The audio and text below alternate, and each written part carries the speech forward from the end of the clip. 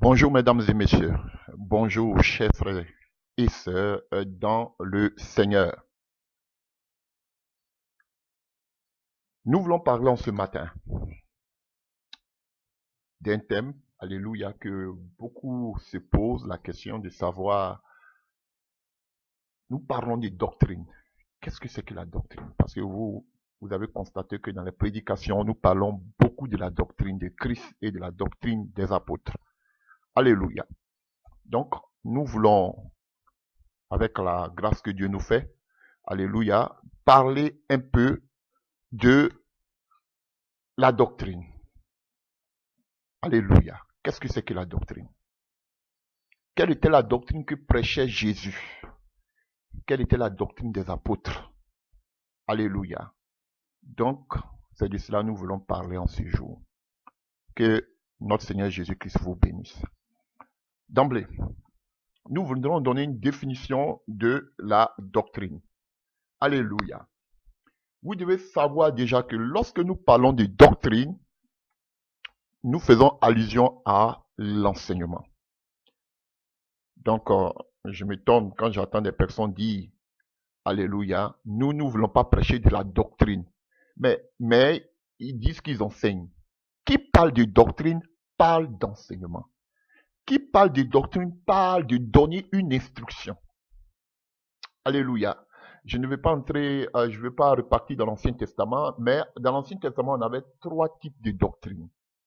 Il y avait la première doctrine qui est une instruction, l'enseignement, qui était, alléluia, la responsabilité des pères de famille. Dans l'Ancien Testament, il y avait 3 sortes de doctrines. La première doctrine, c'était pour les parents qui devaient éduquer leurs enfants, donner des instructions à leurs enfants. Le deuxième type de doctrine que nous avions, d'enseignement que nous avons dans l'Ancien Testament, c'était l'enseignement que devaient donner les prêtres, les sacrificateurs et autres. Alléluia. Je ne vais pas vous donner les passages bibliques. Alléluia. Donc, voici le deuxième type de doctrine. Et maintenant, il y avait la doctrine des maîtres, des enseignants. Donc, il y avait 3 types de doctrines dans l'Ancien Testament.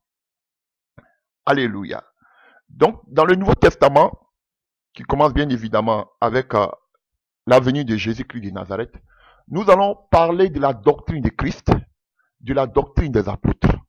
Parce que beaucoup se posent la question, mais on parle de doctrine. Qu'est-ce que c'est que la doctrine? Alléluia. Donc, je vais vous dire déjà que la doctrine, c'est l'enseignement. Et qui parle de doctrine en grec, c'est le même mot qui parle aussi de l'enseignement.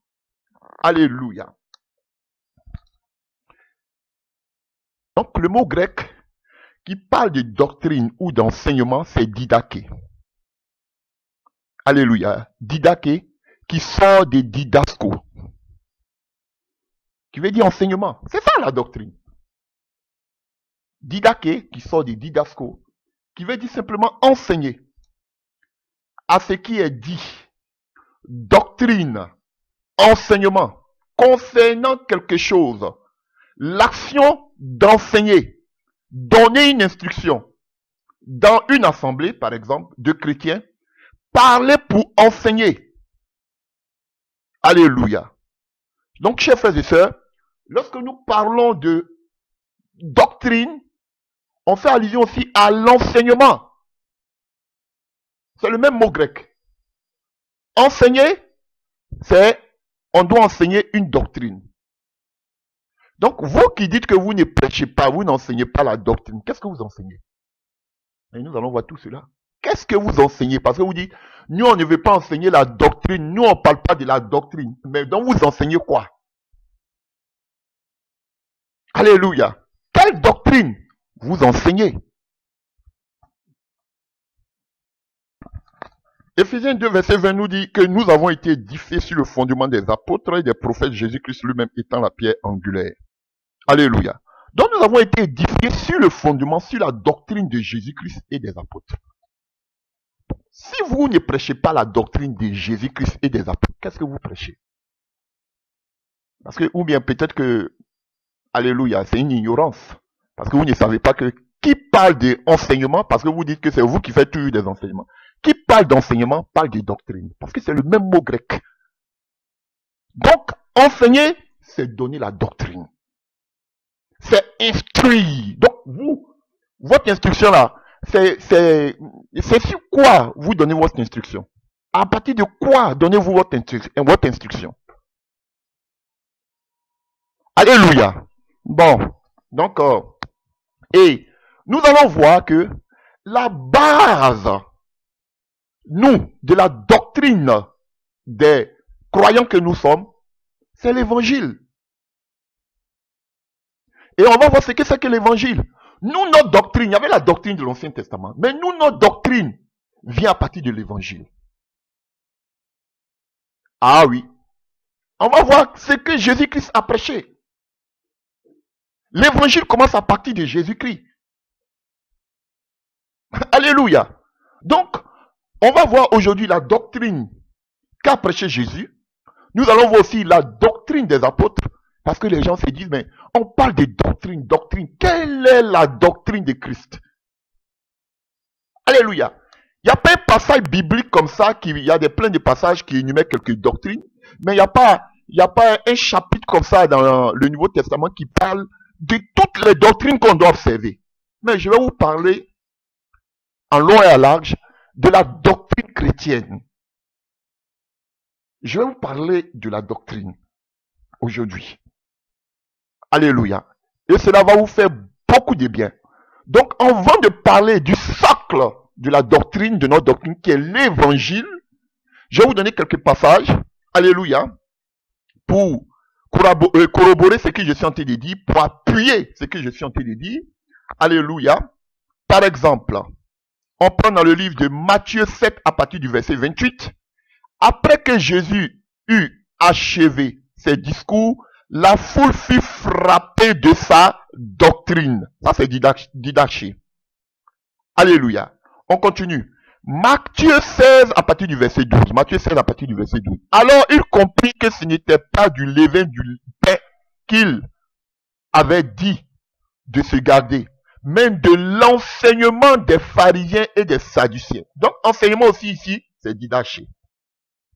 Matthieu 22, verset 33. La foule qui écoutait fut frappée de l'enseignement de Jésus. Ici, c'est Didaché. Alléluia. Matthieu 1, verset 22. Ils étaient frappés de sa doctrine car il enseignait comme ayant autorité et non pas comme les scribes. Doctrine ici, c'est Didaché. Alléluia. Et dans Marc 1, verset 27, on nous dira, quelle est cette nouvelle doctrine Didaché? Maintenant, on a vu enseignement. Marc 2, 4 à partir du verset 2. Il est enseignant beaucoup de choses en parabole. Il est dit dans son enseignement. C'est Didaché. Donc, on a vu doctrine, on a vu enseignement. Maintenant, il faut qu'on cherche instruction. Pour que vous sachiez aussi que donner une instruction aussi, c'est Didaché, c'est la doctrine. Deux exemples parlant aussi d'instruction.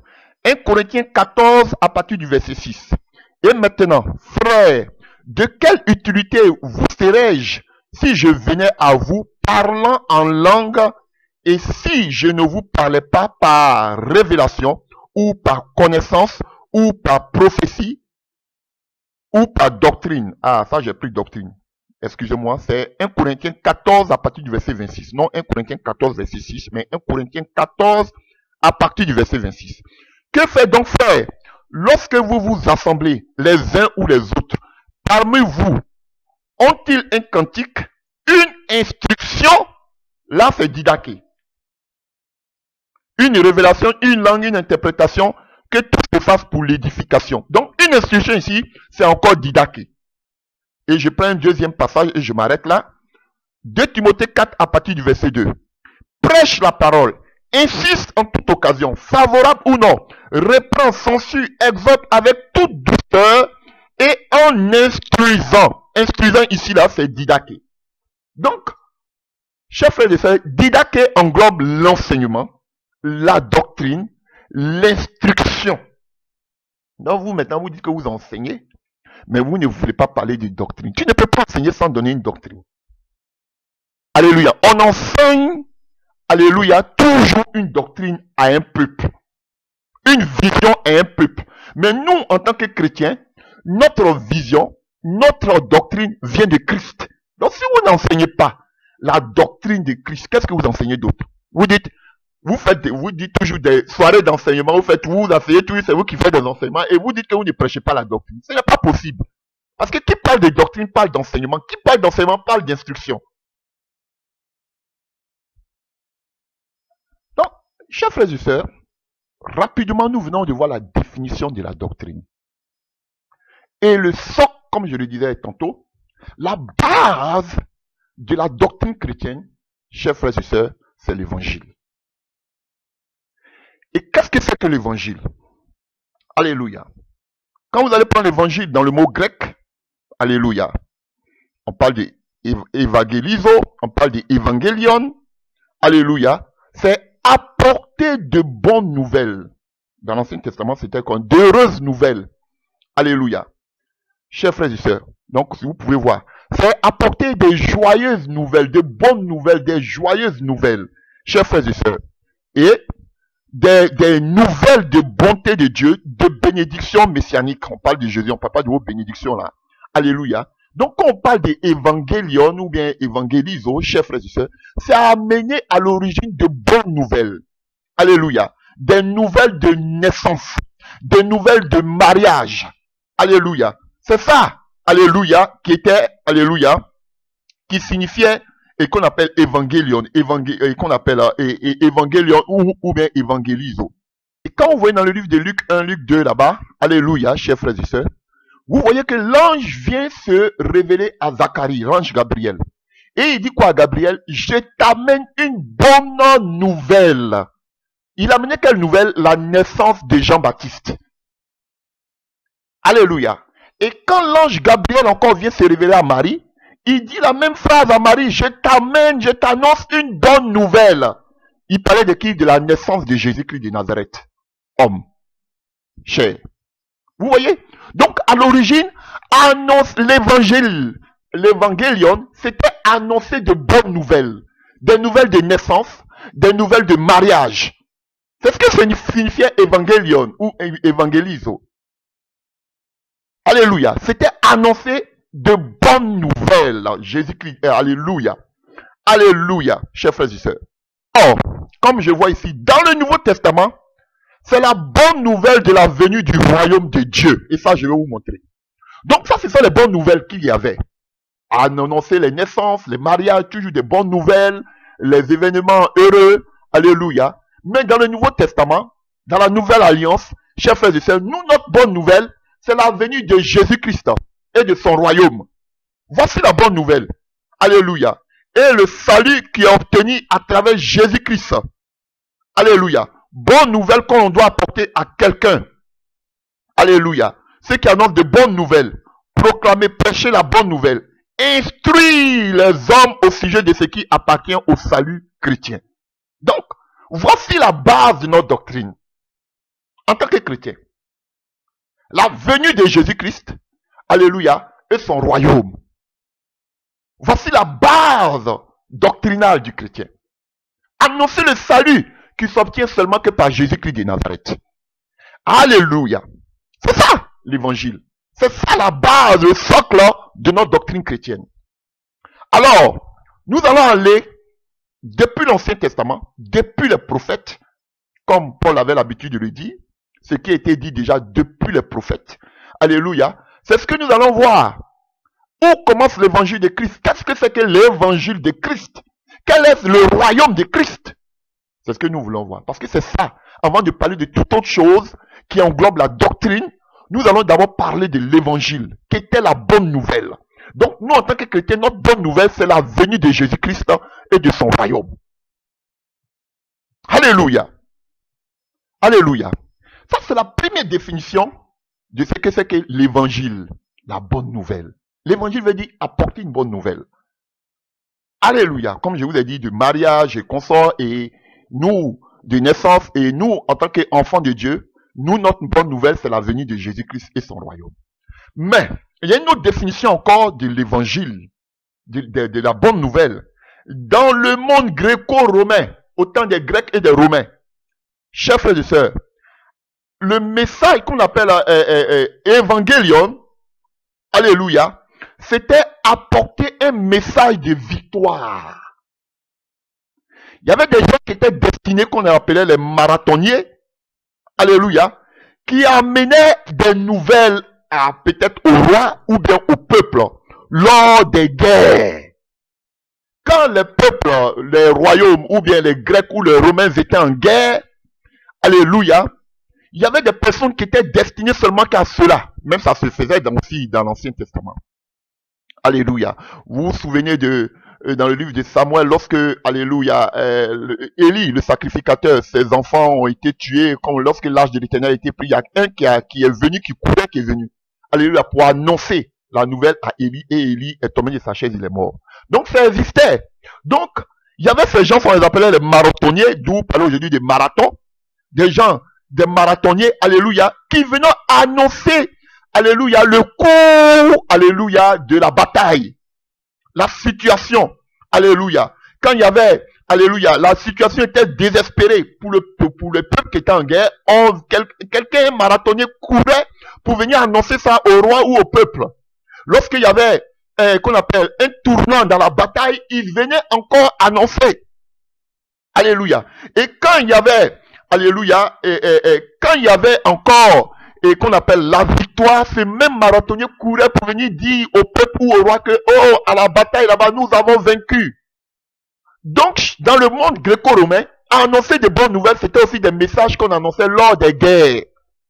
On venait annoncer, il y a quelqu'un qu'on appelait un marathonnier qui courait, qui venait annoncer la bonne nouvelle au roi ou au peuple pour dire qu'on a vaincu, nous sommes allés en guerre, on a pu conquérir des terres. Alléluia. Donc, il a annoncé la victoire du peuple qui était en guerre. Donc, voici les deux définitions de l'évangile, de la bonne nouvelle. L'évangile veut dire bonne nouvelle. Alléluia. La première définition, à l'époque, quand on parle d'annoncer des bonnes nouvelles, c'était des événements heureux, tels que le mariage, tels que les bénédictions, tels que tout ce que vous pouvez savoir, tels que les naissances. Mais dans le monde gréco-romain, on parlait de bonnes nouvelles lors de la guerre, lorsqu'il y avait une victoire. Quelqu'un courait pour venir annoncer cela au peuple ou au roi, qu'il y a une victoire en guerre. Voilà les deux définitions de l'évangile. Mais nous, en tant que chrétiens, la bonne nouvelle est venue à partir de la venue de Jésus-Christ de Nazareth, qui avait déjà été prophétisé depuis les prophètes, depuis l'Ancien Testament. Et nous allons voir cela. Donc, chers frères et sœurs, l'évangile, la bonne nouvelle en Jésus-Christ, était une bonne nouvelle de paix et de joie. Alléluia. Et pour cela, nous allons aller dans le livre d'Ésaïe 52.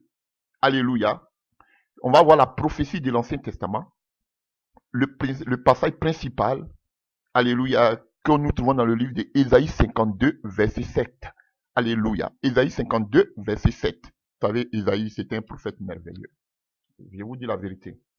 Tout prédit. Vous allez comprendre beaucoup de choses. Ésaïe 52. Lisons un peu à partir du verset 52, à partir du verset 1. Il y a beaucoup de révélations du temps.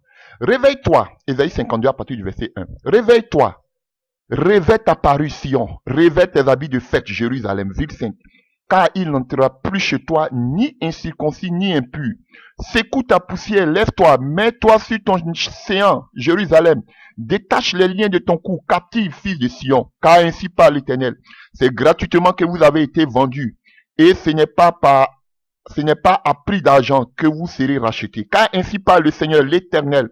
Jadis, mon peuple descendit en Égypte pour y séjourner. Puis l'Assyrien l'opprima sans cause. Et maintenant, qu'ai-je à faire, dit l'Éternel? Quand mon peuple a été gratuitement enlevé, ces tyrans poussent des cris, dit l'Éternel, et toute la durée du jour, mon nom est outragé. C'est pourquoi, écoutez là maintenant bien, mon peuple connaîtra mon nom. Il nous dit que le peuple a été outragé, et c'est une image de ce que nous sommes. On avait été outragé par l'ennemi, alléluia, qui avait une main mise sur nous, par le péché, alléluia. Et qu'est-ce que le Seigneur dit? Il dit, ça en est accès. C'est pourquoi mon peuple connaîtra mon nom. C'est le Seigneur maintenant qui dit, Dieu dit que son peuple doit connaître son nom. Donc ça veut dire que notre Dieu a un nom. C'est pourquoi il saura en ce jour que c'est moi qui parle. Me voici. Donc ce Dieu-là, quand je vous dis Jésus est Dieu, vous ne croyez pas. Alléluia. Il dit, le peuple va connaître son nom et il dit, le Dieu Tout-Puissant dit, il va se présenter en son peuple et il dit, me voici. C'est-à-dire, il parle au présent. Alléluia. Chers frères et sœurs, un présent continu. Me voici. Il ne parle plus au passé ou bien au futur, aoris, mais il dit, me voici. Chers frères et sœurs. Et il dit qu'ils sont beaux sur les montagnes. On voit ce passage dans le livre de Romains aussi 10. Qu'ils sont beaux sur les montagnes. À partir du verset 15, je crois. Alléluia. Qu'ils sont beaux sur les montagnes, les pieds de celui qui apporte de bonnes nouvelles. Vous voyez, on parle de l'évangile ici. Donc, depuis l'Ancien Testament, Ésaïe prophétisait déjà la venue de la bonne nouvelle de l'évangile. Alléluia. De bonnes nouvelles qui publient la paix. De celui qui apporte de bonnes nouvelles. Qui publie le salut. Donc, cette nouvelle que nous allons, cette bonne nouvelle à nous annoncer quoi? Le salut et la paix. Et le salut, nous l'avons seulement qu'en Jésus-Christ. Dieu sauve. Alléluia. Dieu est salut. Alléluia, chers frères et sœurs. Alléluia. Celui qui dit à Sion, ton Dieu règne. Vous voyez? Et nous avons vu dans la définition tout à l'heure que lorsqu'on parle, alléluia, de l'évangile, on parle du royaume de Dieu. Alléluia. Et vous allez remarquer que la première des choses, quand Jésus vient, son premier discours, il dit, répentez-vous. Pourquoi? Parce que le royaume de Dieu est proche. On parle du règne ici. Donc c'est Dieu qui vient là, il vient annoncer son règne. Donc, chers frères et sœurs, l'évangile de Jésus, il n'est pas venu pour parler de résurrection et consort. Vous allez voir que plus tard, c'est Paul qui va faire de la résurrection le socle de son évangile. Voilà pourquoi Paul va parler de mon évangile. Parce qu'il y avait plusieurs sortes d'évangiles. Hein. Il y avait l'évangile, mais il y avait plusieurs noms qu'on donnait à l'évangile. Si vous voulez, je peux vous en citer. Il y avait plusieurs noms qu'on donnait à l'évangile. Les thèmes utilisés, alléluia, pour le décrire. Il y avait la glorieuse bonne nouvelle. Il y avait la bonne nouvelle de la grâce de Dieu. La bonne nouvelle du Fils de Dieu. L'évangile du Seigneur Jésus. Le message du Christ. La bonne nouvelle de la gloire du Christ. La bonne nouvelle de Jésus-Christ. La bonne nouvelle du règne de Dieu. L'évangile du salut. La bonne nouvelle de la paix, comme je vous ai dit. L'évangile éternel. Vous voyez, chers frères et sœurs. Donc, l'évangile, il y avait plusieurs noms qu'on donnait à l'évangile de Christ. Mais tout référait autour de Christ, chers frères et sœurs. Et Paul parlera aussi de mon évangile. Alléluia. Paul parlera de mon évangile. Mais tout à l'heure, on va arriver aux apôtres. Alléluia. Donc, il y avait plusieurs noms qu'on donnait à l'évangile. Alléluia. Chers frères et sœurs.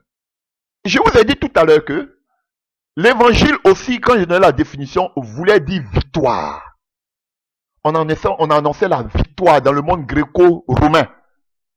Et quand vous voyez, je vous ai lu tout à l'heure, où on parle de l'évangile ici, dans le livre d'Ésaïe 52, et vous voyez que juste après Ésaïe 52 vient Ésaïe combien? Ésaïe 53, qui nous parle de la victoire de Jésus-Christ au poteau de la croix.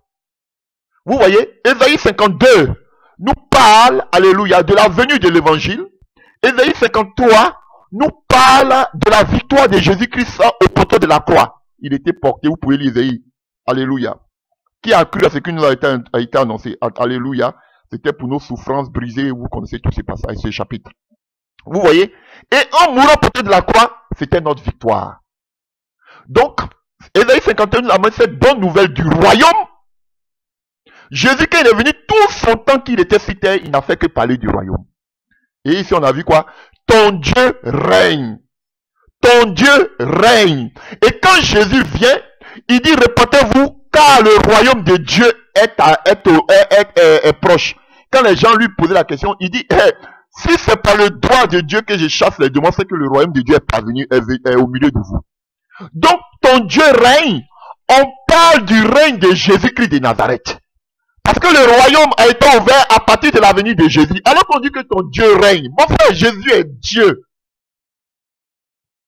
C'est ça l'évangile.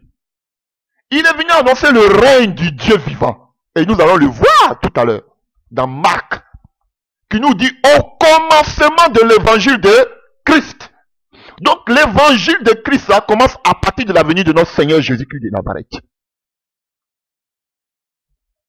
Alléluia. Alors, et quelque chose encore va se produire. Première prédication de Jésus-Christ de Nazareth. Alléluia. Luc 4, à partir du verset 16. Que nous prenons. Alléluia. C'est moi un peu me balader dans la parole. Luc 4. Du verset 16. Luc 4 à partir du verset 16. Il se rendit à Nazareth où il avait été élevé. Et selon sa coutume, il entrait dans la synagogue le jour du sabbat. Il s'élevait pour faire la lecture. Et on lui remit le livre du prophète Ésaïe. C'était Ésaïe 60. Pardon. Ésaïe 61. On vient de voir Ésaïe 52 qui nous parle de la venue de l'évangile, du règne de Dieu. On voit Ésaïe 53 qui nous parle de la mort et de la mort de Jésus-Christ. Et on sait que par sa mort, on a eu la victoire. Alléluia, parce qu'il est ressuscité. Ésaïe 61 maintenant nous dit quoi? Alléluia. Voilà ce que Jésus dit. Il trouva l'endroit où il était écrit. L'Esprit du Seigneur est sur moi. Parce qu'il m'a oint pour annoncer quoi? Une bonne nouvelle.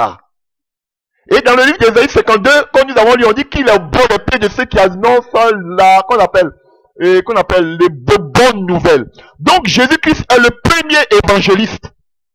Il est comme le héros. Alléluia. Qui sonne de la trompette, il est comme le héros qui annonce cette bonne nouvelle. Je ne parle pas d'héros avec, héros avec O-F, hein. Je parle de héros avec H-E-R-A-U-T. Le héros, celui qui proclame.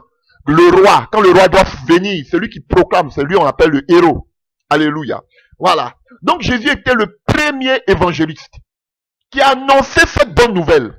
Regardez, il a pris cette parole et il dit, alléluia, pour annoncer une bonne nouvelle, j'arrive tout à l'heure à vous, au pauvres il m'a envoyé pour guérir tous ceux qui ont le cœur brisé, pour proclamer aux captifs la délivrance et aux aveugles le recouvrement de la vue, pour envoyer libres les opprimés pour publier une année de grâce du Seigneur. Ensuite, il roula, alléluia, ce livre le remit aux serviteurs et il s'assit. Tous ceux qui trouvaient dans la synagogue avaient les regards fixés sur lui. Alléluia. Donc, on avait dit, chers frères et sœurs, que, oh alléluia, merci Jésus. On avait dit que annoncer de bonnes nouvelles à l'époque, c'était annoncer les naissances, les mariages, des événements heureux. Alléluia. Mais maintenant, Esaïe nous dit que la bonne nouvelle qui sera proclamée là, annoncée, ça va, alléluia, ça va amener le règne de Dieu. On va proclamer le règne de Dieu. Alléluia.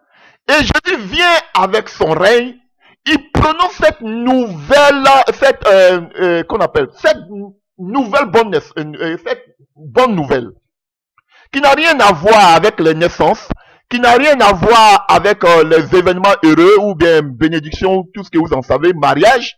Mais il vient maintenant, il parle de quoi? De la délivrance.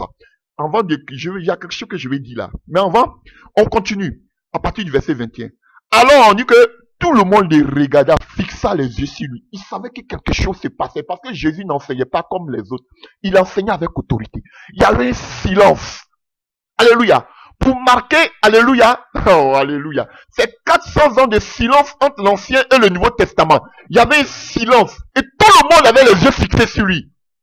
Et que dit Jésus-Christ? Waouh, c'est merveilleux. À partir du verset 21, alors il commença à leur dire, aujourd'hui, cette parole de l'écriture que vous venez d'entendre est accomplie. Et tous ces rendeurs témoignages, ils étaient étonnés des paroles de grâce qui sortaient de sa bouche. Et ils disaient, n'est-ce pas le fils de Joseph? Maintenant la chair a commencé. Mais ce qui me préoccupe ici, c'est quoi? Jésus dit tout ce que Ésaïe a dit. Frère, il y a eu des noms qui sont passés, des prophètes puissants qui sont passés. Mais personne n'a dit aujourd'hui cette parole d'Ésaïe s'accomplit. Oh, alléluia. Il a fallu Jésus seul qui vient Et il dit, cette parole, je suis sûr que même tous ces prêtres qui étaient, alléluia, ces sacrificateurs qui étaient là dans cette synagogue, lisaient tous ces passages. Mais personne n'a dit aujourd'hui s'accomplit cette parole. Seul Jésus vient et il dit ce qu'Ésaïe a dit. Ésaïe n'a pas parlé de naissance ni de mariage. Ésaïe dit, alléluia, voilà, il amène de bonnes nouvelles et il va venir annoncer son royaume. Et voilà ce que Jésus vient. Jésus vient maintenant, il ne parle plus de naissance, il ne parle plus de mariage, mais il parle de la délivrance. Il parle des péchés. Alléluia, chers frères et sœurs. Donc Jésus dit que aujourd'hui cette parole s'accomplit. Seul le Messie avait le pouvoir d'accomplir les paroles qui étaient dites, alléluia, dans l'Ancien Testament. Voilà pourquoi Jésus, je ne suis pas venu abolir. Je suis venu accomplir tout ce qui était dit de moi depuis longtemps. Tout ce qui a été dit par les prophètes doit s'accomplir par moi. Jésus a accompli toutes les prophéties qui ont été dites sur lui avant jusqu'à sa mort. Ah, voilà pourquoi, au côté de la croix, quand tout a été accompli, même le vinaigre qu'on lui a donné, et David a déjà prophétisé.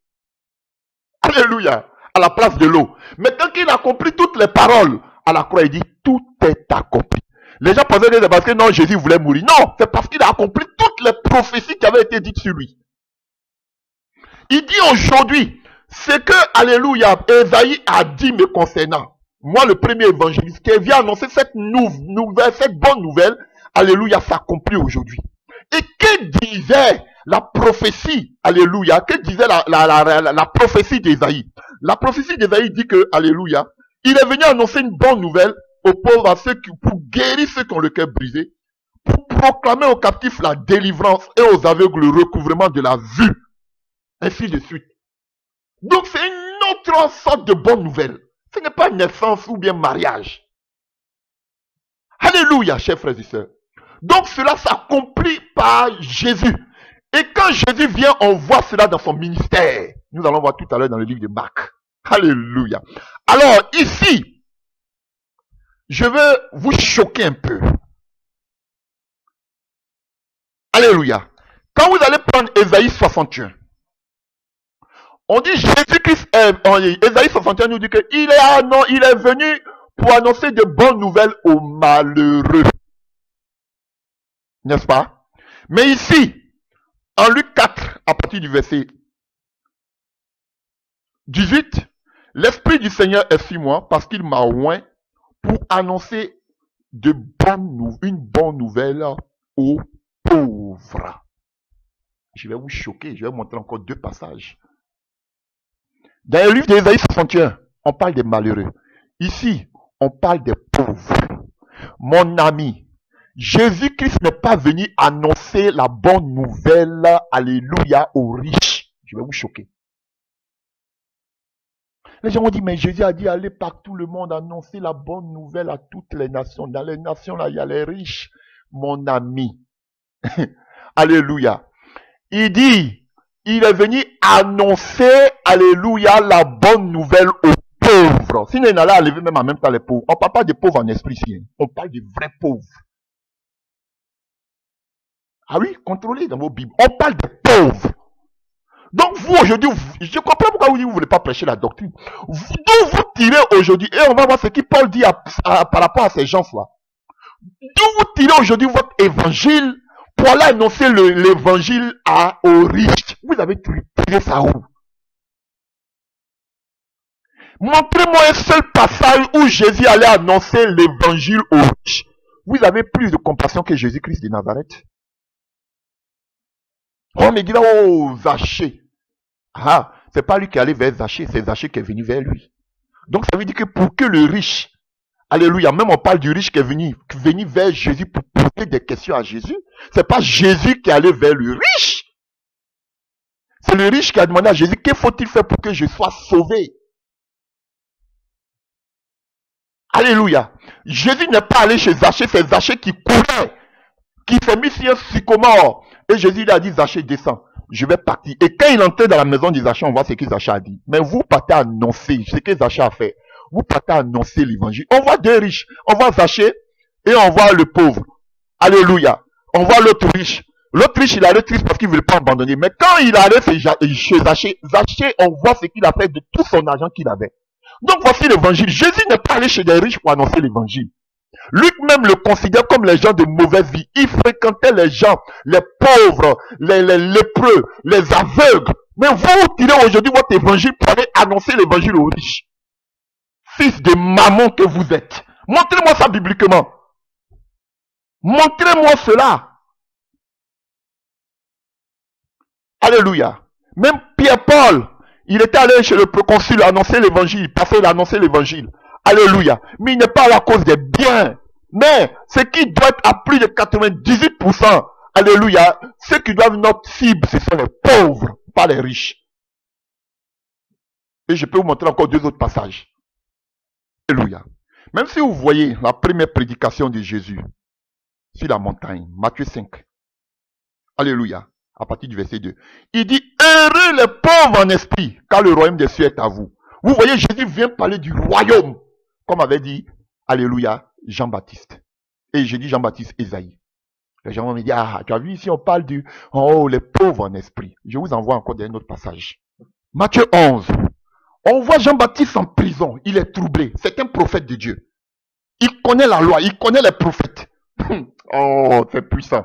Regardez ce qui se passe. Matthieu 11. Lorsque Jésus eut achevé de donner ses instructions, vous voyez, il donnait ses instructions. Ça veut dire qu'il enseignait la doctrine. Alléluia. À ses 12 disciples, il partit de là pour enseigner et prêcher dans les villes du pays. Jean ayant entendu parler, donc vous voyez, la doctrine de Jésus, c'était d'enseigner. Et c'était de prêcher l'évangile du royaume. Et nous allons le voir. Nous allons le voir, les premières prédications de Jésus, c'était « Repentez-vous car le royaume des cieux est proche ». Alléluia. Parce que c'était ce qu'il nous disait, Ésaïe 52, verset 7, « Ton Dieu règne maintenant ». Alléluia. Alléluia. Es-tu celui qui doit venir ou devons-nous attendre un autre?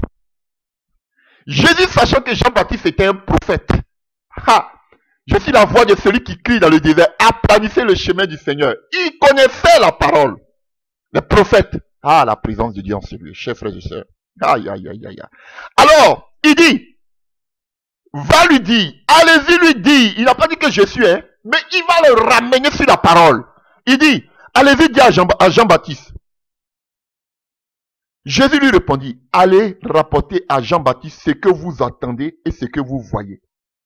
Voici le royaume maintenant en action. Oh, alléluia. Oh, alléluia. Le royaume en action.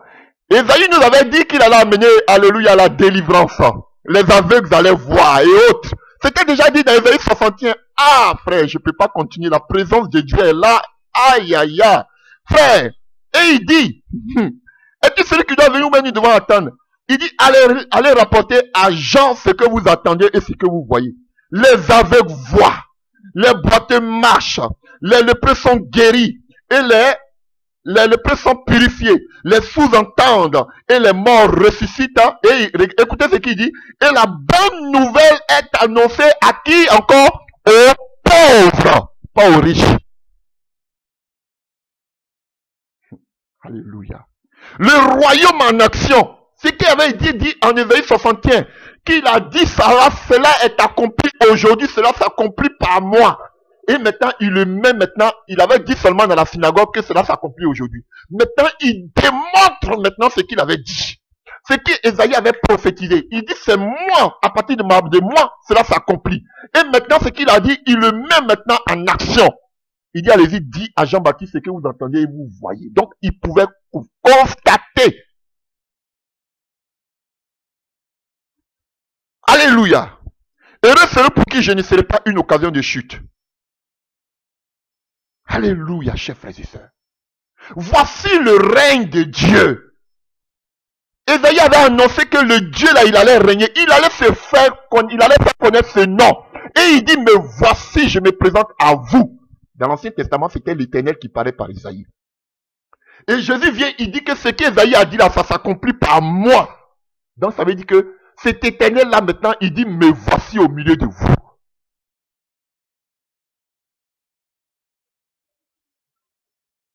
Lorsque Jésus a entendu, il dit, les apôtres disent, tu nous tournes, montre-nous le Père, cela nous suffit. Il dit, mais il y a longtemps, je sais, vous ne savez pas que c'est moi.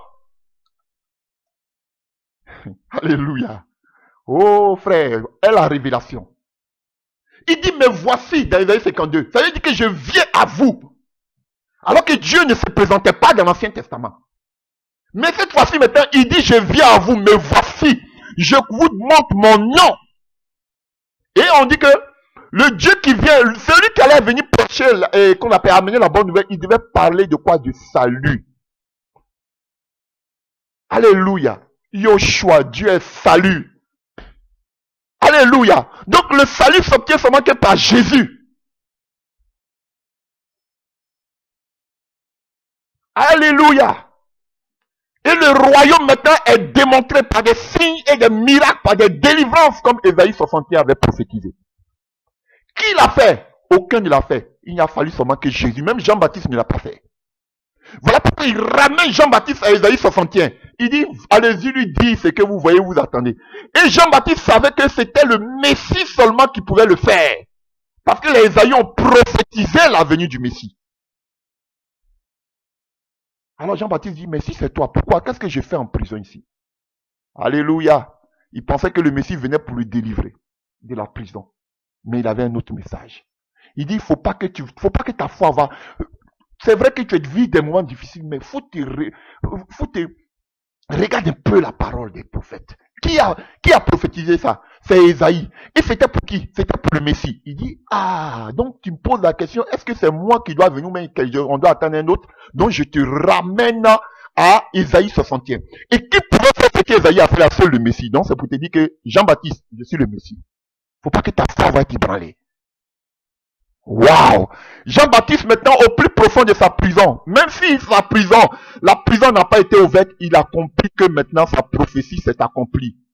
La prophétie s'est accomplie quand il dit que je suis venu annoncer, alléluia, je suis venu à qu'on appelle préparer le chemin du Seigneur.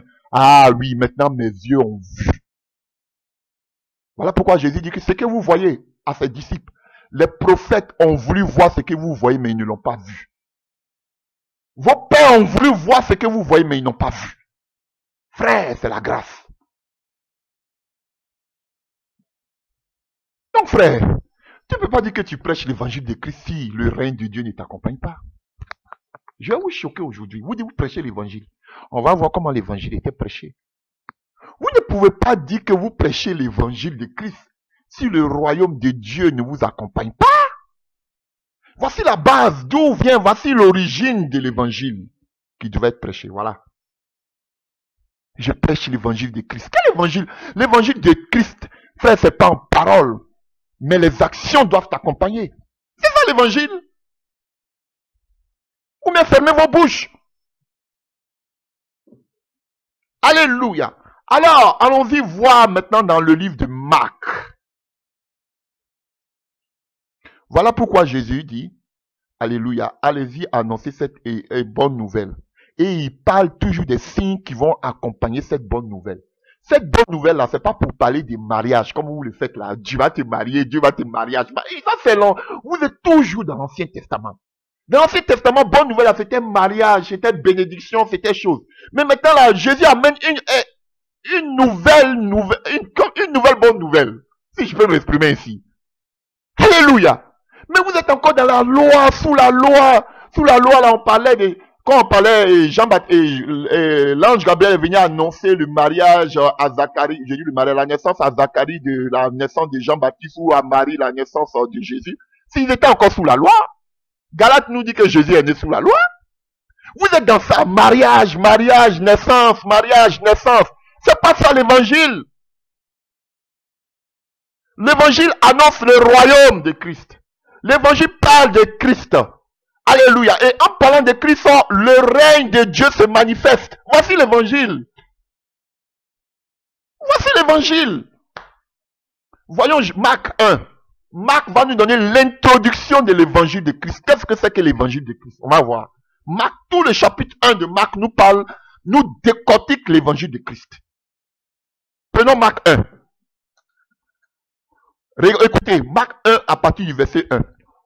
Commencement de l'évangile de Jésus-Christ, Fils de Dieu. Voilà. Il nous parle de l'évangile de Christ. On va lire. Alléluia. Ayez patience. selon ce qui est écrit dans les prophètes. Vous voyez? Selon ce qui est écrit dans les prophètes, on a parlé tout à l'heure de Ésaïe. Voici, j'envoie devant toi mon messager qui préparera ton chemin. On parle de Jean-Baptiste. Vous pouvez voir ça dans le livre de Malachie 3 à partir du verset 1. Alléluia, qui s'accomplit ici. Alléluia. La voix de celui qui crie dans le désert, préparez le chemin du Seigneur, aplanissez ses sentiers. Jean parut baptisant dans le désert et prêchant le baptême de repentance. Lui prêchait le baptême de repentance. Alléluia. Il n'est pas venu annoncer, Jean-Baptiste n'est pas venu accomplir ce que qu'on appelle Ésaïe a dit. Non, rien à voir avec. C'était pas son travail ça. Seul le Messie pouvait accomplir ce qu'Ésaïe a dit. Alléluia. La repentance pour la rémission des péchés. Tout le pays de Judée, tous les habitants de Jérusalem se rendaient auprès de lui et confessaient leurs péchés. Ils se faisaient baptiser par lui dans le fleuve du Jourdain. Jean avait un vêtement de poil de chameau et une ceinture au cou. Ok. On va prendre à partir du verset 9, parce que là, juste en haut, on parle de Jean-Baptiste. Alléluia. Non, maintenant à partir du verset 8. Moi, je vous ai baptisé d'eau, mais il vous baptisera du Saint-Esprit. Vous avez vu? Et que nous dit Ésaïe 61 que nous avons lu?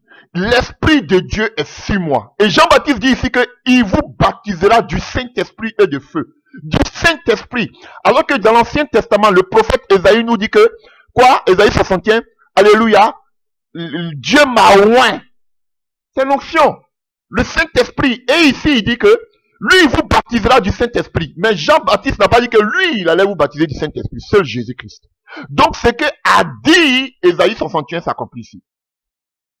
C'est Jésus seulement qui pourrait donner le Saint-Esprit. Alléluia. En ce temps-là, Jésus vient de Nazareth.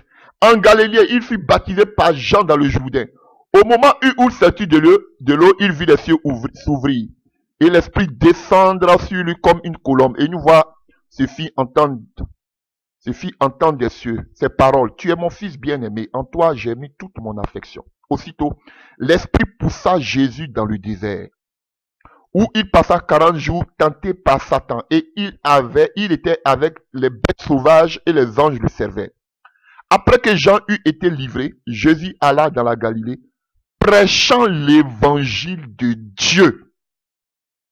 Différent. Jean-Baptiste prêchant le baptême de repentance, mais Jésus-Christ maintenant lui prêchait l'évangile de Dieu. Et quel était l'évangile que Jésus-Christ prêchait? Il disait, le temps est accompli. Seul le Messie pouvait accomplir le temps. Voilà pourquoi il a dit dans la synagogue que maintenant cette parole s'accomplit. Alléluia. Le royaume de Dieu est proche. Repentez-vous et croyez à la bonne nouvelle. Il ne dit pas croyez à une des bonnes nouvelles, parce qu'il y avait trop de bonnes nouvelles. Mais croyez à la bonne nouvelle. C'était l'unique bonne nouvelle. Alléluia. Comme Ésaïe 53. La promesse avait été faite dans le livre d'Ésaïe 53. Que quelqu'un allait venir mourir pour nous. Et cela s'accomplit en Christ lui-même. Alléluia. À la croix. Alléluia, chers frères et sœurs. Donc vous allez voir que Jésus commence son ministère par répentez-vous car le royaume de Dieu est proche. Alors qu'on nous dit dans Ésaïe 62 là-bas que notre Dieu règne. Il dit tout est accompli par lui. Alléluia.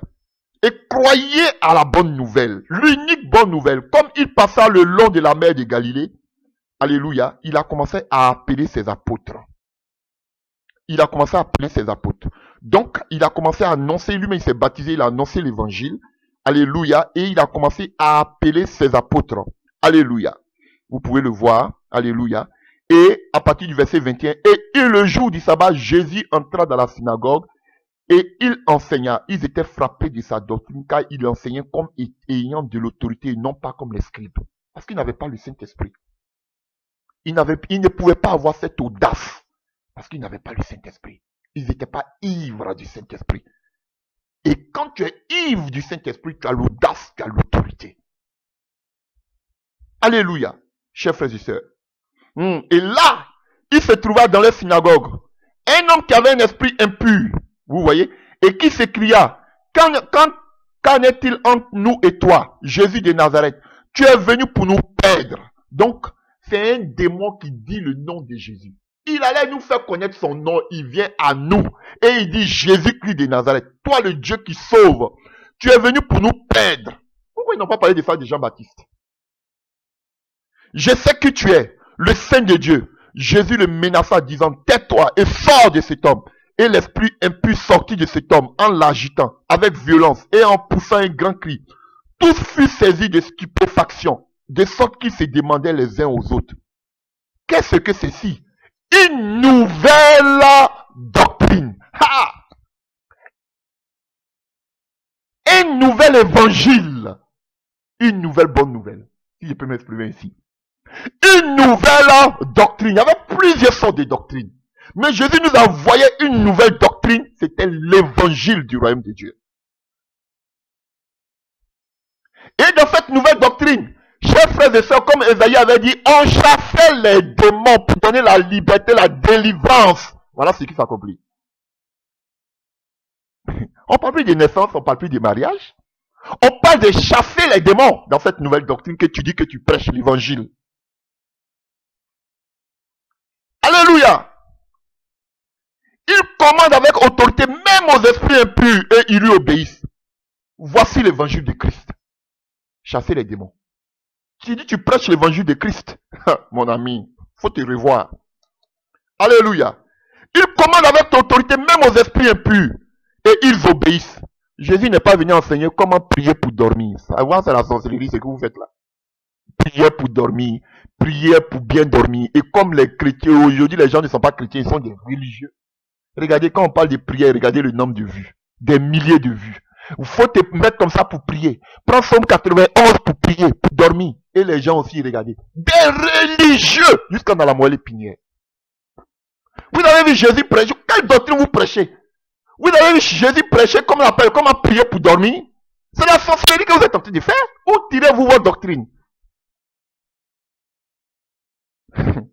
Et Jésus a pitié de nous. Alléluia. Et ils lui obéissent et sa renommée s'est répandue aussitôt dans les lieux environnants de la Galilée. En sortant de la synagogue, il se rendit avec Jacques et Jean de la maison de Simon et André. La belle-mère de Simon était couchée avec la fièvre. Et aussitôt, on parla d'elle à Jésus. S'étant approché, il la fit lever et lui prenant la main. Et à l'instant, la fièvre la quitta. Puis, elle lui servit. Elle est servie. Chers frères et sœurs, chasser les démons, guérir les malades, comme Esaïe avait prophétisé. Voici le royaume en action. Jésus est venu annoncer le royaume. Voici le royaume. Les démons sont chassés là. Comme il a dit à Jean-Baptiste, les démons sont chassés. Les malades sont guéris. La bonne nouvelle du royaume est annoncée. Voilà la pratique. Voici l'évangile. On dit le commencement de l'évangile. On a vu le Saint-Esprit descendre sur Jésus. Et on voit les miracles qui s'opèrent. Il prêche la bonne nouvelle. La première des choses qu'il fait, c'est de dire répentez-vous. Le royaume des cieux est proche. Et il se limite pas seulement à dire de se repentir, mais il chasse les démons, il guérit les malades. Voici le royaume. Voici ce qu'Ésaïe avait prophétisé.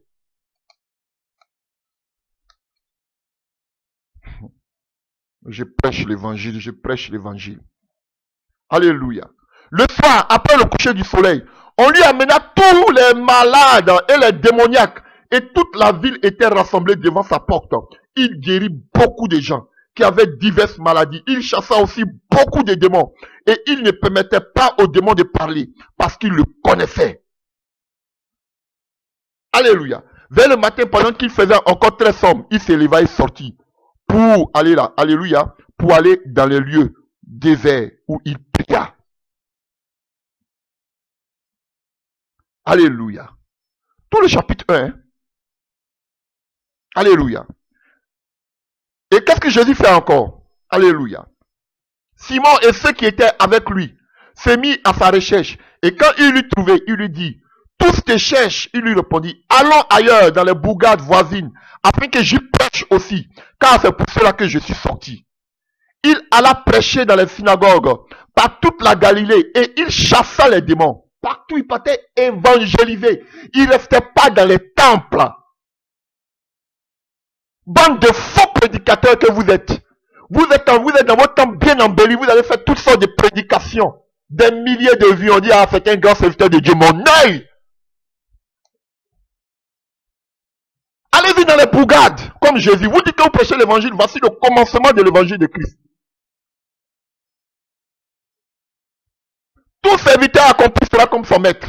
Vous devez être comme le maître. Vous devez marcher dans les pas de Christ. Verset 40. Un reprend vient à lui et se jetant à genoux. Il lui dit d'un ton suppliant, si tu le veux, tu peux me rendre pur. Jésus est mis de compassion, étend la main, le toucha et dit, je le veux, sois pur. Aussitôt la lèpre le quitta et il fut purifié. Jésus le renvoya sur le champ avec les sévères recommandations et lui dit, garde-toi de rien dire à personne, mais va te montrer au sacrificateur et offre pour ta purification ce que Moïse a prescrit, afin que cela leur serve de témoignage. Parce qu'ils étaient dans la loi. Mais cet homme, s'en étant allé, s'est mis à publier hautement la chose et à divulguer, de sorte que Jésus-Christ ne pouvait plus entrer publiquement dans une ville.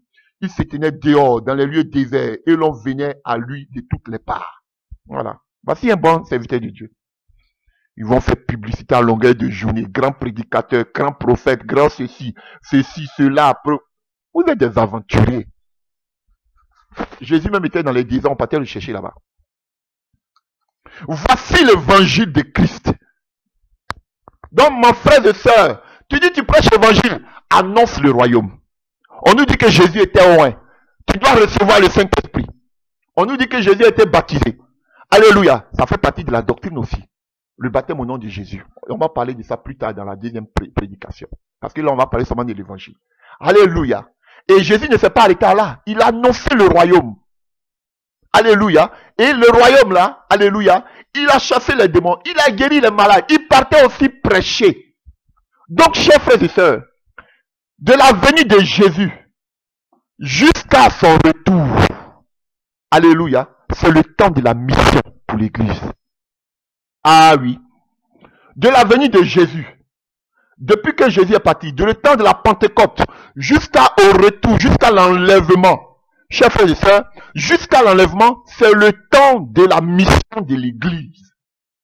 C'est d'aller annoncer l'évangile jusqu'aux extrémités de la terre et les signes vont nous accompagner. Voilà pourquoi lui-même il dit dans le livre de Matthieu 24, verset 14, cette bonne nouvelle du royaume sera prêchée dans tout le monde afin de servir de témoignage. Alors viendra la fin. Et quand tu annonces cette bonne nouvelle, voici les signes qui accompagneront ceux qui vont aller prêcher cette bonne nouvelle. Vous voyez, toujours Ésaïe 61, vous chasserez des démons, vous parlerez de nouvelles langues, alléluia, vous breuvez des breuvages mortels, ainsi de suite. Vous allez prier pour les malades, ils vont guérir. Donc tout ce qu'Ésaïe avait dit, c'est ce qu'on a tout de suivre. Jésus l'a fait, et nous qui le suivons maintenant, qui sont ses disciples, nous devons aussi le faire. Donc tout notre temps de la Pentecôte jusqu'à l'enlèvement, frère, tout ce temps-là dans lequel nous sommes, c'est le temps de la mission de l'Église. C'est pas le temps de bâtir des temples. Non, c'est le temps de la mission. Quel évangile vous prêchez? Quel évangile vous prêchez? Donc frère, voici toute la conclusion de l'évangile que Jésus-Christ prêchait. Le royaume. Et il démontrait le royaume par des signes et des miracles, des délivrances, des guérisons. Alléluia. Ça c'est Jésus. Maintenant, on va voir Paul, qui est notre apôtre à nous. Alléluia. Alors, voyons brièvement l'évangile que prêchait Paul. Et pour cela, nous allons aller dans le livre de 1 Corinthiens 15. Alléluia. À partir du verset 1. Nous allons voir l'évangile de Paul était basé à plus de 99%, si je peux m'exprimer ainsi, sur la résurrection de Christ. Alléluia. Je vais vous parler, alléluia, de ce qui est le contenu de l'évangile que Jésus et les apôtres ont prêché. Mais la base de l'évangile que Paul prêchait, il parlait plus de la résurrection. Et pour cela, nous allons le voir dans le livre de 1 Corinthiens 15, à partir du verset 1. Je vous rappelle, frères, l'évangile que je vous ai annoncé, que vous avez reçu, dans lequel vous avez persévéré, par lequel vous êtes sauvés. Donc l'évangile là nous sauve. Si vous le retenez tel que je vous l'ai annoncé, autrement vous aurez cru en vain. Je vous enseignais avant tout comment j'avais aussi reçu de Christ, et j'avais reçu que Christ est mort pour nos péchés. Donc voici l'évangile. Christ est mort pour nos péchés, que Paul prêchait.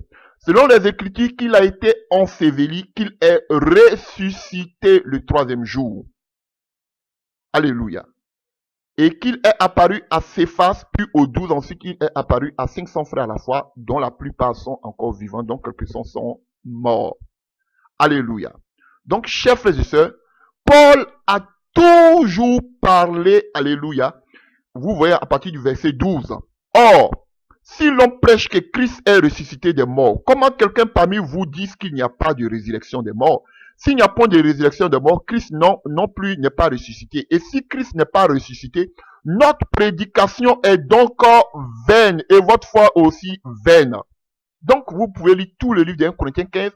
Paul dit que nous, notre prédication, c'est la mort et la résurrection de Christ.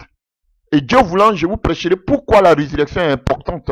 La résurrection de Jésus-Christ est importante pour nous les chrétiens. Alléluia, chers frères et sœurs. Donc, frère, Paul basait tout son enseignement, toute sa prédication sur la résurrection. Parce qu'il avait en face de lui beaucoup de personnes qui ne croyaient pas à la résurrection des morts. C'était les Grecs. Alléluia. Je peux vous donner un autre exemple. Vous pouvez voir par exemple un autre exemple que nous avons de Paul à Athènes. Quelques philosophes, acte 17, quelques philosophes épicuriens et stoïciens s'est mis à lui parler. Et les uns disaient, que veut dire ce discoureur? D'autres l'entendirent annoncer Jésus et la résurrection, disant, il semble qu'il annonce des divinités étrangères. Alors il le prit et le menait à l'aréopage en disant, prends-nous savoir quelle est cette nouvelle doctrine que tu enseignes. Alléluia. Et Paul est au milieu de l'aréopage et on va aller jusqu'au verset 29 de Acte 17. Ainsi donc, étant la race de Dieu, nous ne devons pas croire que la divinité soit semblable à de l'or ou à de l'argent ou à la pierre sculptée par l'art et l'industrie de l'homme. Dieu, sans tenir compte des temps d'ignorance, annonce maintenant à tous les hommes en tout lieu qu'ils aient à se repentir. Parce qu'il y a un jour fixé où Dieu jugera le monde selon la justice par l'homme, selon la justice, par l'homme qu'il a désigné, ce dont a donné à tous une preuve certaine en le ressuscitant des morts. Lorsqu'ils entendirent parler de résurrection des morts, les uns se moquèrent, les autres dirent, nous t'attendrons là-dessus une autre fois.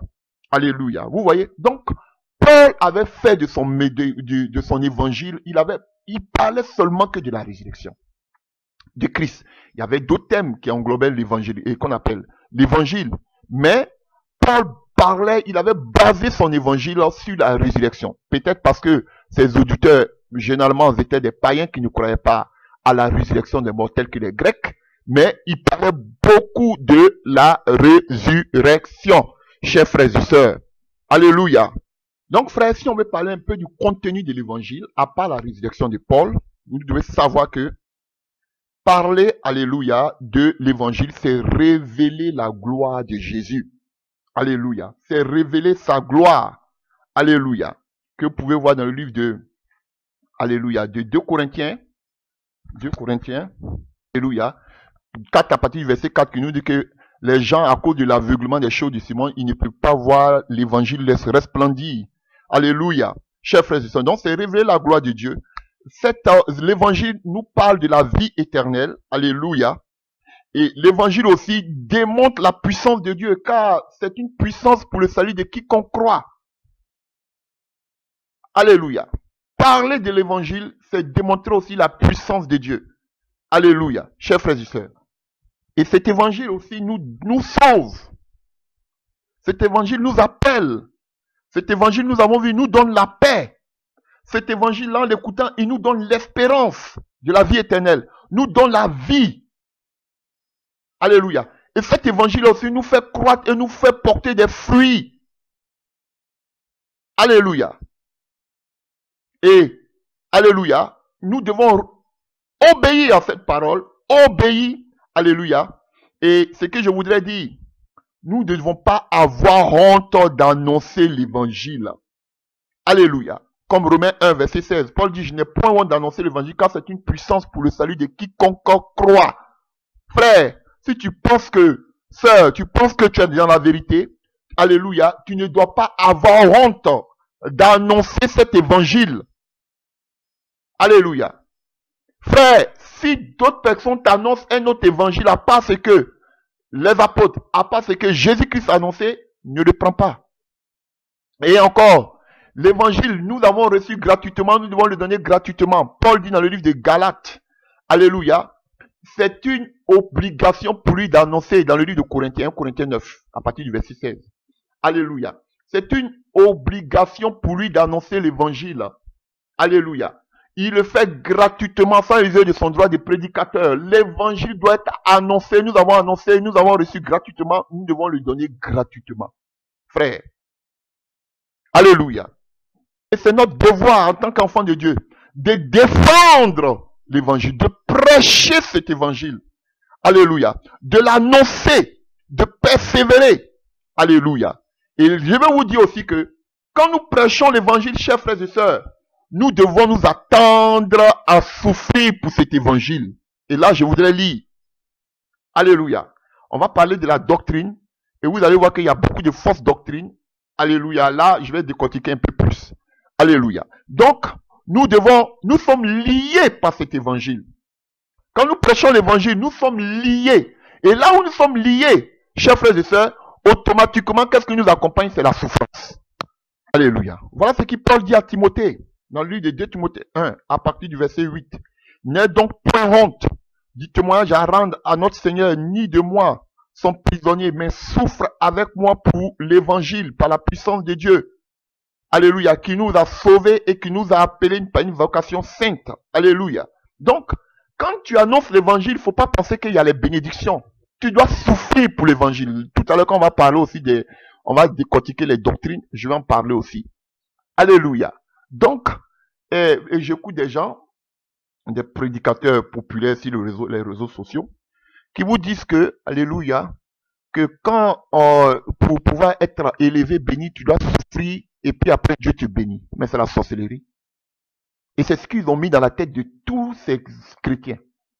Alléluia. Tu dois passer d'abord par le désert avant d'arriver dans la terre promise. Mais qui vous a dit que ça c'est pour nous? Ça c'est pour Israël. Est-ce que vous là, vous avez souffert? Vous avez souffert plus que Paul. Donc en ce moment, Paul devait être le plus béni de tout le monde.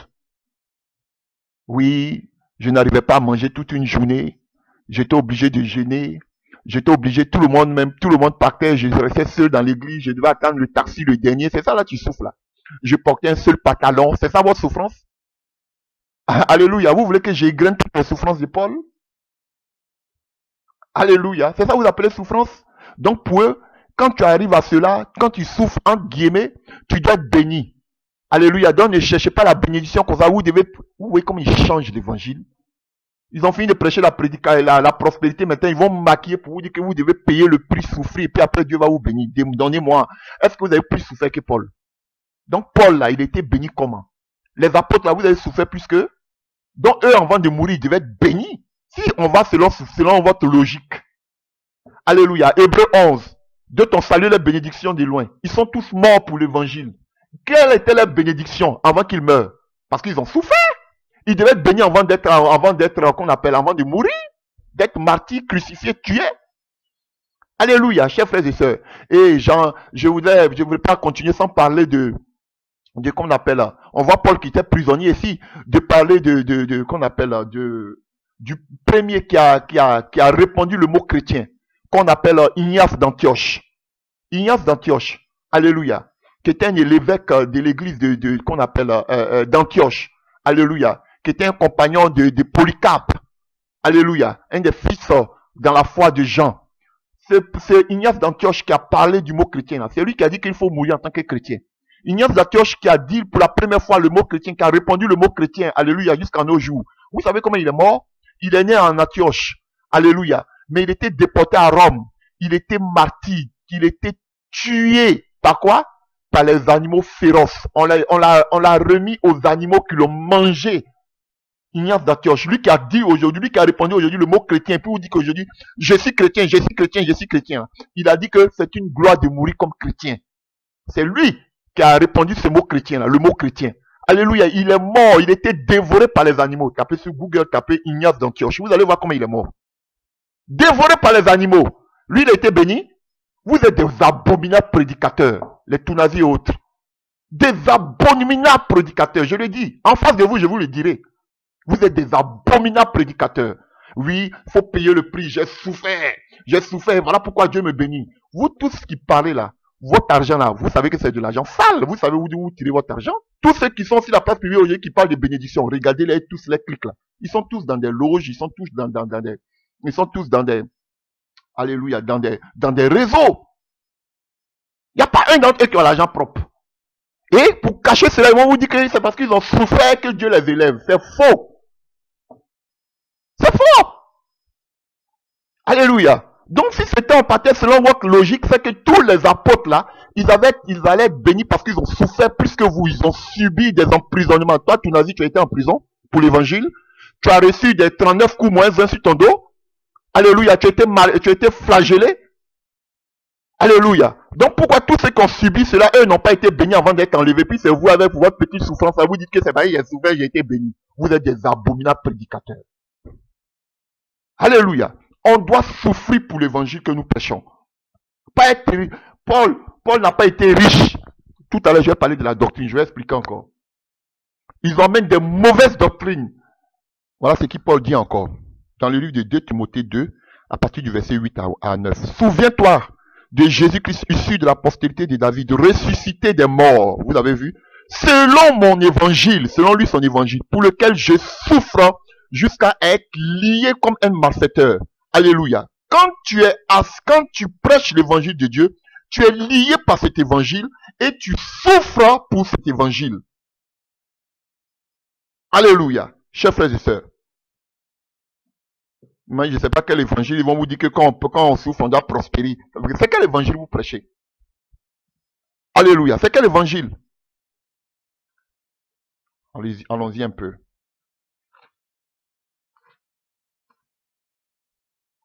Allons-y un peu là. Alléluia. À partir du verset 16. Si j'annonce l'évangile, ce n'est pas pour moi un sujet de gloire. Mais aujourd'hui, ils annoncent l'évangile pour la gloire. Pour avoir la gloire. Car la nécessité m'en est imposée. Donc, annoncer l'évangile, c'est un ordre. Allez, c'est un impératif. Et malheur à moi si je n'annonce pas l'évangile. Si je le fais de bon cœur, j'en ai une récompense. Mais si je le fais malgré moi, c'est une charge qui m'est confiée. Quelle est donc ma récompense? C'est d'offrir gratuitement l'évangile de Christ que j'annonce sans oser de mon droit de prédicateur de l'évangile. On doit annoncer l'évangile gratuitement. Souffrir pour cet évangile. On ne prêche pas l'évangile pour s'enrichir. Alléluia, chers frères et sœurs.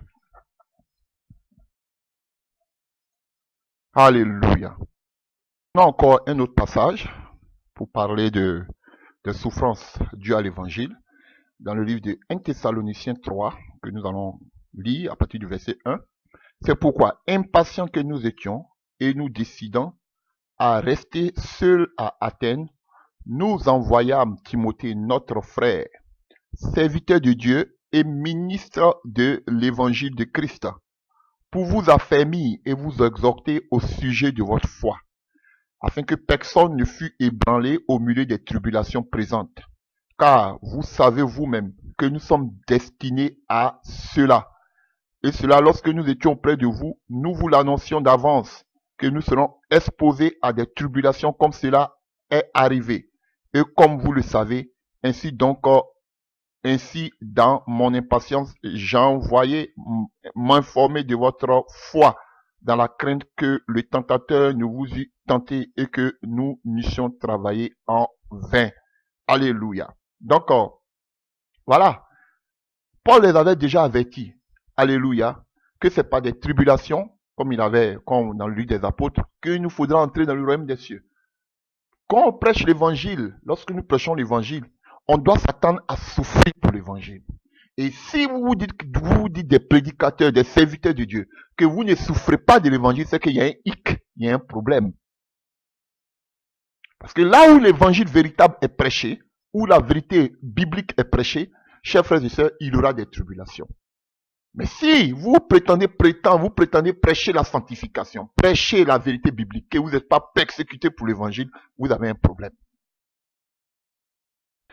Donc, chers frères et sœurs, je disais tantôt que nous savons que le mot-clé de l'évangile que Paul prêchait, le mot-clé c'était la résurrection. Mais en dehors de la résurrection, chers frères et sœurs, cet évangile que Paul prêchait était un évangile de grâce. Et celui qui avait cette grâce aussi devait vivre dans la foi de cet évangile, croire à cet évangile, appartenir à cet évangile, marcher selon cet évangile. Alléluia. Bon, nous allons lire quelques passages avant que nous puissions terminer. Alléluia. Paul, Romains 1, verset 1. Paul, serviteur de Jésus-Christ, appelé à être apôtre, mis à part pour annoncer l'évangile de Dieu, qui avait été promu auparavant de la part de Dieu par des prophètes, dans les Saintes Écritures. On a vu quelques passages des prophètes dans l'Ancien Testament, et qui concerne son fils né de la postérité de David, selon la chair et déclaré fils de Dieu avec puissance, selon l'esprit de sainteté, par sa résurrection d'entre les morts. Jésus-Christ notre Seigneur, par qui nous avons reçu la grâce de l'apostolat pour amener en son nom à l'obéissance de la foi tous les païens parmi lesquels vous êtes aussi. Alléluia, chers frères et sœurs. Et il y a un passage que je voulais prendre tout à l'heure en 1 Corinthiens. 1 Corinthiens, alléluia, 1, à partir du verset 21. Car, puisque le monde, avec sa sagesse, n'a point connu Dieu dans la sagesse de Dieu, il a plu à Dieu de sauver les croyants par la folie de la prédication. Donc, par la prédication est une folie. On ne peut pas tout comprendre. Alléluia. Chers frères et sœurs, donc cette prédication-là nous sauve les croyants, ceux qui croient en cet évangile. Les Juifs demandent des miracles et les Grecs cherchent la sagesse. Mais nous prêchons. Voilà ce que Paul dit. Qu'est-ce que nous devons prêcher? Nous prêchons Christ crucifié. Pas autre chose. Mais nous prêchons Christ crucifié. Scandale pour les Juifs et folie pour les païens, mais puissance de Dieu et sagesse de Dieu pour ceux qui sont appelés tant Juifs que Grecs, car la folie de Dieu est plus sage que les hommes et la faiblesse de Dieu est plus forte que les hommes. Alléluia. Donc, l'évangile que Paul a toujours prêché, c'était le Christ crucifié. Alléluia. Il a toujours prêché aussi la croix, qui réconciliait, alléluia, alléluia, par la croix, tous ceux qui étaient juifs comme non-juifs ont été, alléluia, vous pouvez voir dans le livre de 1 Corinthiens que nous voulons de lire, alléluia, 1 Corinthiens 1, à partir du verset 17 aussi, alléluia, chers frères et sœurs, c'est-à-dire que par la croix de Christ, l'évangile qu'il prêchait, on peut le lire, ce n'est pas pour baptiser que Christ m'a envoyé, c'est pour annoncer l'évangile, et cela sans la sagesse du langage, afin que la croix de Christ ne soit pas rendue en vain, car la prédication de la croix est une folie pour ceux qui périssent, même pour nous qui sommes sauvés, elle est une puissance de Dieu. Donc par la croix, donc l'évangile que Paul prêchait, c'était la croix, la mort et la résurrection de Christ. Et par cette croix-là, pour avoir la vie éternelle, nous devons avoir la foi, croire et persévérer dans cet évangile. Voici la bonne nouvelle que Paul prêchait. Tout son message était par rapport à la croix de Christ, sa mort et sa résurrection. Et par sa résurrection, nous aussi, nous sommes ressuscités dans les morts.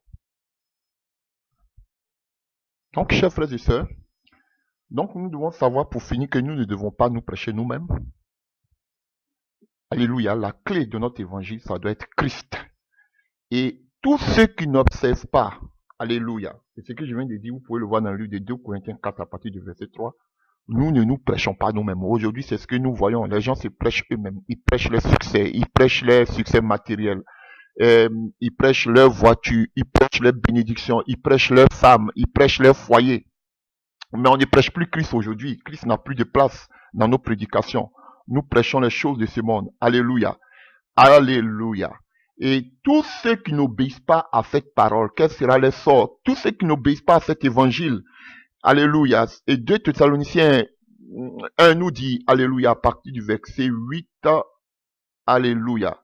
Lorsque le Seigneur apparaîtra du ciel avec ses anges de sa puissance au milieu d'une flamme de feu pour punir ceux qui ne connaissent pas Dieu et ceux qui n'obéissent pas à l'évangile de notre Seigneur Jésus-Christ. Donc, alléluia, ils auront pour châtiment une ruine éternelle loin de la face du Seigneur et de la gloire de sa force lorsqu'il viendra pour être en séjour, glorifié dans ses saints et admiré dans tous ceux qui auront cru par notre témoignage auprès de vous qui avez cru. Alléluia. Donc, ce qui veut dire que tous ceux qui n'obéissent pas à l'évangile de Christ, ils seront éloignés de Dieu pour toujours, pour l'éternité. C'est pas moi qui le dis, c'est Paul qui le dit. Pour l'éternité, ils seront éloignés. Et pour avoir le salut, pour avoir la vie éternelle, il faut croire à l'évangile. Tu ne crois pas à l'évangile, tu n'as pas la vie éternelle. C'est ce qu'est la vérité. Alléluia. Alléluia. Et nous devons annoncer l'évangile avec joie, pas avec contrainte. Et je voudrais rebondir un peu sur quelque chose dans le livre de 1 Corinthiens 9. Alléluia, à partir du verset 12. Est-ce une grosse affaire si nous moissonnons vos biens temporels, si d'autres jouissent de ce droit? Si vous, n'est-ce pas plutôt à nous d'en jouir? Mais nous n'avons point usé de ce droit. Au contraire, nous souffrons tous afin de ne pas créer d'obstacle à l'évangile de Christ. C'était en tant que prédicateur, comme lui-même il a dit, ne savez-vous pas que ceux qui remplissent les fonctions sacrées sont nourris par le temple, que ceux qui servent à l'autel ont part à l'autel? De même aussi, le Seigneur a ordonné que ceux qui annoncent l'évangile vivent de l'évangile. Alléluia. Alléluia. Donc, c'est un droit, alléluia, que celui qui prêche l'évangile puisse aussi, qu'on appelle recueillir aussi quelques biens pour pouvoir aussi se nourrir. Alléluia. Mais lui-même, il est dit ici, alléluia, il a préféré lui-même travailler de ses propres mains, comme lui-même il dit toujours que ses propres mains ont pourvu à ses besoins, comme Jésus aussi, il était charpentier, pour ne pas que cela soit un obstacle à l'évangile. Et aujourd'hui, on voit que la prospérité, le message de la prospérité, devient un obstacle à l'évangile. Paul a eu la sagesse depuis longtemps, alléluia, de savoir qu'il fallait qu'il soit autonome financièrement, pour ne pas que ce soit un blocage, un obstacle. Et aujourd'hui, il avait raison. Jésus aussi avait raison, puisque Jésus même, il travaillait, il était charpentier. Parce qu'aujourd'hui, tellement qu'aujourd'hui, vous voulez user de ce droit, vous laissez aujourd'hui l'évangile pour aller où? Dans la loi. Pour parler de quoi? Des dîmes. Vous voyez, vous mettez des obstacles à l'évangile. Et quelqu'un qui ne veut pas vous donner des dîmes, vous le maudissez. Vous voyez, Paul a dit que lui, c'était son droit, mais il n'a pas usé de ses droits comme le font beaucoup. Lui, il annonce l'évangile, alléluia, avec joie. Alléluia, parce que ça lui est imposé. Alléluia. Quelle est donc ma récompense? D'offrir gratuitement l'évangile de droit et de Christ que j'annonce sans user de mon droit de prédicateur de l'évangile. Il a un droit. Ça veut dire que ceux à qui il annonce l'évangile, ils peuvent pouvoir aussi à ses besoins. Ce n'est pas mauvais. Mais aujourd'hui, il dit qu'il a renoncé à cela pour ne pas faire un obstacle. Alléluia. Parce que ça faisait un obstacle. On a vu avec Pierre. Parce que les gens ne voulaient pas tout mettre ensemble. Qu'est-ce que Pierre a fait? Pierre les a maudits. Il a tué Ananias et Saphira par sa bouche. Et Paul, lui, l'a trouvé, qu'on appelle bienséant, d'aller trouver du travail, faire un boulot et annoncer l'évangile. Comme Jésus d'ailleurs. Il pouvait annoncer l'évangile librement. Et aujourd'hui, vous créez beaucoup d'obstacles à l'évangile. Parce que à cause de recueillir les biens des gens, que ce soit un bien mal acquis ou bien acquis, vous prenez, vous ne pouvez pas leur dire la vérité biblique comme il se doit. Vous êtes limité dans l'évangile. Alléluia. Vous voyez quelqu'un qui vit mal, mais il vous fait de grosses offrandes, vous ne pouvez pas dénoncer ce qu'il fait. Ça devient un obstacle à l'évangile. Et voilà pourquoi Paul dit, il est préférable d'être autonome. Il a refusé cela pour pouvoir annoncer l'évangile comme il se doit, y compris Jésus. Alléluia, chers frères et sœurs. Il y a beaucoup de choses que je pourrais dire sur l'évangile, mais on va s'arrêter là. Donc, mesdames et messieurs, vous devez savoir pour finir qu'il y a aussi d'autres évangiles, comme Paul le disait en Galates. Alléluia, si quelqu'un d'autre vient vous prêcher un autre évangile. Donc, c'est pour vous dire qu'il y a d'autres évangiles. L'évangile qui ne glorifie pas Christ, qui ne parle pas du salut. Alléluia, ce sont des évangiles à rejeter. De telles personnes, ce sont des personnes maudites. C'est pas moi qui l'ai dit, c'est écrit ici en Galates 1. Alléluia. Donc, chers frères et sœurs, nous avons une dernière mission en tant qu'enfants de Dieu. Je vous l'ai dit tantôt. Alléluia. Notre mission, alléluia, de notre temps jusqu'au retour de Jésus-Christ, c'est le temps de la mission. L'évangile doit être prêché parmi tous les peuples. Comme nous dit Marc 13 à partir du verset 10 ou même Matthieu 24 à partir du verset 14. Alléluia. L'évangile doit être prêché jusqu'aux extrémités de la terre et alors viendra la fin de la grâce. Christ va revenir. Et nous devons être les imitateurs de Paul qui dit qu'il a répandu abondamment l'évangile. Alléluia. Nous devons répandre l'évangile. C'est la mission de tout enfant de Dieu. Alléluia. Donc, chers frères et sœurs, je voudrais m'arrêter là. Nous allons aller sur la deuxième vidéo pour continuer. On parle de la doctrine et on a vu que la clé de la doctrine que nous prêchons, c'est l'évangile. Nous avons ingréné un peu ce que c'est que l'évangile. Alléluia. L'évangile que Jésus prêchait, l'évangile que Paul prêchait. Alléluia. Chers frères et sœurs. Et on voit que Paul, il sait pas, ce n'est pas seulement que, alléluia, ce n'est pas seulement que la résurrection de Christ qu'il a prêché. Mais comme Christ aussi, on voit comment Dieu a manifesté sa puissance par les mains de Paul. Alléluia. Chers frères et sœurs. Et Dieu s'est manifesté puissamment par les mains de Paul parce que Paul a vu cela, alléluia, de son maître, même s'il n'a pas connu physiquement. Alléluia. Chers frères et sœurs, lui-même il est dit dans le livre de Romains 15, par exemple, à partir du verset 18, car je n'oserais mentionner aucune chose que Christ n'est pas faite par moi pour amener les païens à l'obéissance de la parole de l'évangile et par des actes, par la puissance des miracles et des prodiges, par la puissance de l'Esprit de Dieu. Alléluia, afin que Jérusalem et les pays voisins jusqu'en Lyrie j'ai abondamment répandu l'évangile de Christ. Et je me suis fait l'honneur d'annoncer l'évangile là où Christ n'avait point été nommé, afin de ne pas bâtir sur le fondement d'autrui. Voilà ce que Paul nous dit dans le livre de Romains 15. Il a répandu abondamment l'évangile. Alléluia. Et alléluia. Et aussi, l'évangile, c'était pas seulement de venir annoncer la résurrection, la grâce, mais il y a des signes aussi qui l'ont accompagné, le royaume étant en démonstration. Voilà. Donc, l'évangile, annoncer l'évangile, c'est tout un package, chers frères et sœurs. Voilà. Donc, ça, c'est le socle, le fondement de la doctrine. Nous, notre doctrine, c'est la doctrine de Jésus-Christ. Alléluia. Du Nazareth. Alléluia. Donc, ça, c'est le fondement de la doctrine chrétienne. L'évangile. La bonne nouvelle. Et notre bonne nouvelle, c'est Christ. Venu sur terre. Mort, comme il le dit en 1 Corinthiens 15. Mort pour nos péchés. Mort. Il est mort, il est ressuscité. Mort pour nos péchés. Il ressuscite en nouveauté de vie. Pour que nous aussi, nous soyons ressuscités. Donc, Paul le dit, s'il n'y a pas de résurrection, c'est que notre vie, elle est vaine. Notre croyance est vaine. Notre doctrine est vaine. Chers frères et sœurs. Alléluia. Donc, voici l'évangile que vous devez prêcher. Le retour de Jésus. Tout cela. Et on va voir maintenant d'autres. On va voir la doctrine aussi. On a parlé seulement de l'évangile. Maintenant, dans la prochaine vidéo, on va parler des différentes. On a parlé de l'évangile, mais à côté de l'évangile aussi, il y a beaucoup de choses qui l'ont en ligne de compte parlant de la doctrine de Jésus-Christ et des apôtres. Nous allons les voir. Que Dieu vous bénisse au nom de Jésus-Christ. Amen.